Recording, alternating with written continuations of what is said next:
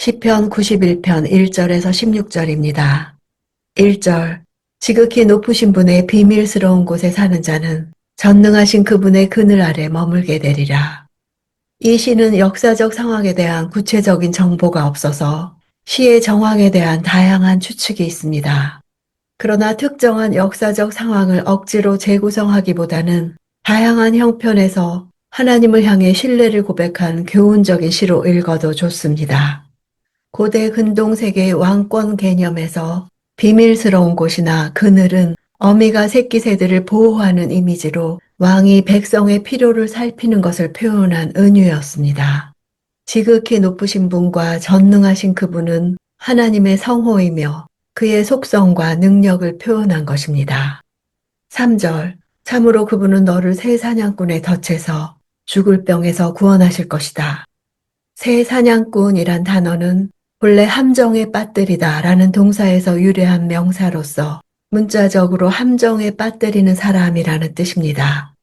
온갖 악한 계략과 술수를 동원하여 의인들, 하나님의 백성들을 공격하고 파멸의 구렁텅이에 빠뜨리려고 하는 악한 자들을 의미합니다. 이러한 악한 자들은 시인 당시의 시대뿐만 아니라 오늘날에도 끊임없이 존재합니다.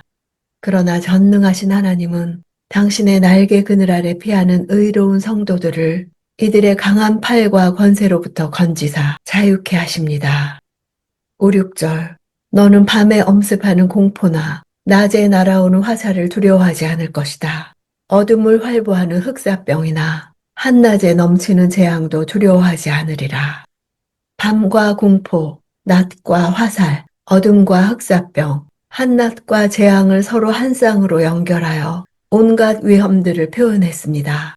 이러한 은유들은 정확한 우리 삶의 정황을 가리키지는 않으나 생명을 위협하는 모든 치명적인 위험들을 표현한 것입니다.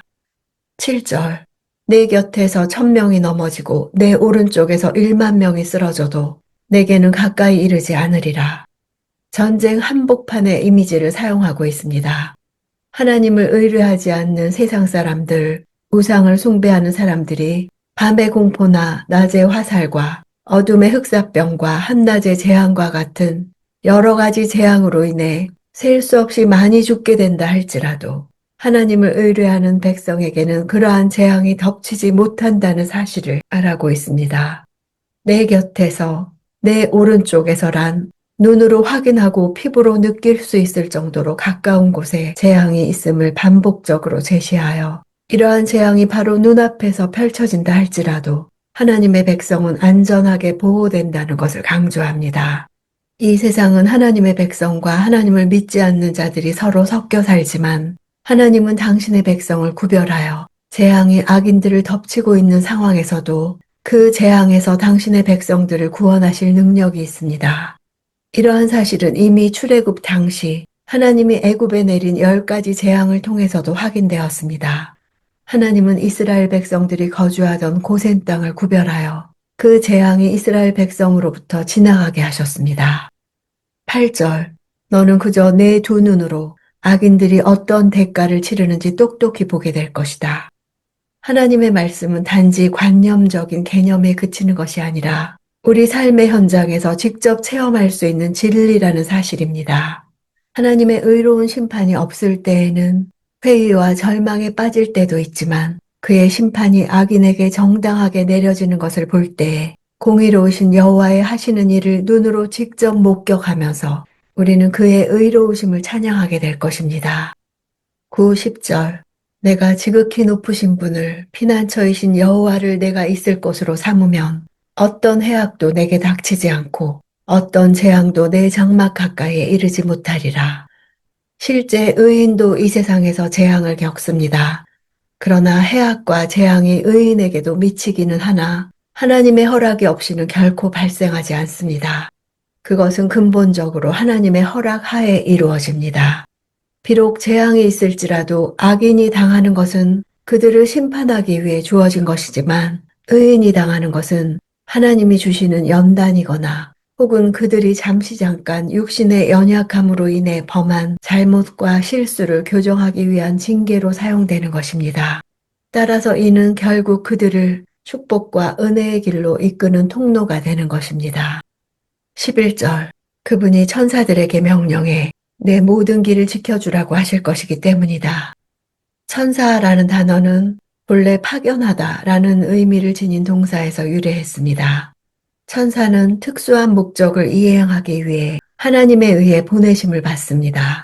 인간보다 훨씬 더 강한 능력을 지니고 있는 천사는 하나님의 백성을 보호하고 섬기는 역할을 하고 있습니다. 너는 단수인데 비해 천사들은 복수인 것은 하나님의 백성 한 사람을 위해 하나님은 다수의 천사들에게 수호의 명령을 내리신다는 사실을 나타냅니다. 12절. 천사들이 손으로 너를 들어 올려 내 발이 돌에 맞는 일도 없으리라. 이 구절은 예수님이 광야에서 마귀에게 시험을 받으실 때 마귀가 성전 꼭대기에서 뛰어내리라고 유혹하면서 인용했던 구절이기도 합니다. 발이 돌에 맞는다는 표현은 실족이나 실패를 의미합니다. 돌은 사람을 걸려 넘어지게 하는 모든 종류의 역경이나 재난에 대한 은유적 표현입니다. 13절. 내가 사자와 독사를, 젊은 사자와 살모사를 짓밟으리라. 사자와 독사는 야생의 세계에 사는 위협적이고 위험한 동물을 뜻하기도 하지만 위협적인 동물처럼 치명적인 사람이나 세력들을 상징하기도 합니다.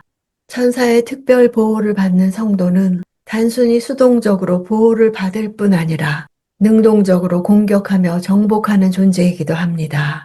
짓밟는 것은 전쟁에서 승리한 정복자가 패자의 머리를 발로 밟아 승리를 확인하는 고대 근동의 관습을 염두에 둔 표현입니다.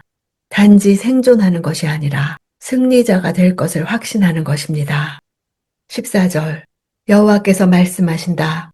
그가 나를 사랑하니 내가 그를 구하리라. 그가 내 이름을 알았으니 내가 그를 높이리라. 하나님의 이름을 안다는 것은 하나님과 긴밀한 관계를 갖는 것을 뜻합니다. 앞에 나온 하나님을 사랑한다는 또 다른 표현이기도 합니다. 하나님의 전 존재와 속성을 확실하게 아는 것은 하나님의 백성으로 하여금 그를 신뢰하게 하는 기초가 됩니다. 16절. 그가 원하는 만큼 오래 살게 해주고 내 구원을 그에게 보이리라. 오래 사는 것은 고대 세계에서는 이 지상에서 누릴 수 있는 가장 큰 축복 중 하나로 간주되었습니다. 하나님이 약속하시는 장수는 이 지상에서 오래도록 강건하게 사는 것이요. 나아가 내세에서 영원토록 복을 누리는 것입니다. 시편 91편은 신뢰 시입니다. 하나님을 신뢰하는 사람이 다른 사람에게 하나님을 신뢰하라는 가르침을 전하는 형태를 지니고 있습니다. 내가 하나님의 은혜를 경험했기에 현재 공경에 처한 또 다른 신실한 자에게 증언할 수 있습니다. 하나님의 보호하심은 성전이라는 특정 장소에 제한되지 않고 하나님의 백성이 움직이는 모든 삶 속에서 멈춤 없이 작동됩니다. 우리에게는 하나님의 약속이 있습니다. 그가 나를 사랑하니 내가 그를 구하리라. 인생의 길을 걷다가 절망적이고 위험한 순간을 만나더라도 이 약속의 음성을 기억합시다. 하나님을 사랑하고 하나님을 알아가며 하나님을 부르는 삶을 사는 것이 지존자의 거처에 머무는 길입니다.